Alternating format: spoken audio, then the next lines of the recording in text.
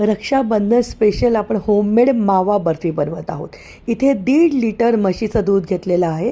एका पॅनमध्ये जाड बुडाच्या पॅनमध्ये 2 टेबलस्पून पाणी घेतले। त्यामध्ये घट्ट म्हशीचं दूध म्हणजे फुल फॅट मिल्क आपल्याला 1.5 लिटर उकळत ठेवायचं आहे। गॅसची फ्लेम मध्यम आचेवरती ठेवून हे दूध आपण जवळजवळ पाव लिटर होईपर्यंत उकळून घेणार आहोत।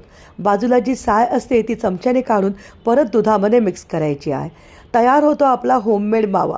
आता आपण याची बर्फी बनवणार आहोत, म्हणून हे दूध घट्ट झाल्यानंतर यामध्ये 120 ग्रॅम इतकी मी साखर घातलेली आहे। परफेक्ट गोडवा आहे या मलाई बर्फीमध्ये। रंग छान येण्यासाठी म्हणून थोडेसे केशराच्या काड्या घातल्यात।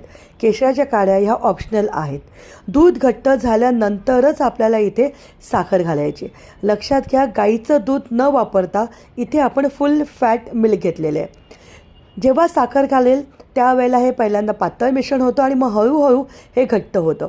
घट्ट झाल्यानंतर गॅसची फ्लेम आपल्याला बंद करायची आहे आणि एका प्लेटमध्ये बटर पेपर ठेवून जसं तुम्ही व्हिडिओमध्ये बघतायत मी छानपैकी थापून घेतलं आहे। थोडंसं कोमट असतानाच त्याच्यावरती आपण ड्रायफ्रूट टाकूया आणि हव्या त्या शेपमध्ये कापून घेऊया। तयार झाली आहे आपली होममेड माव्यापासून मावा बर्फी।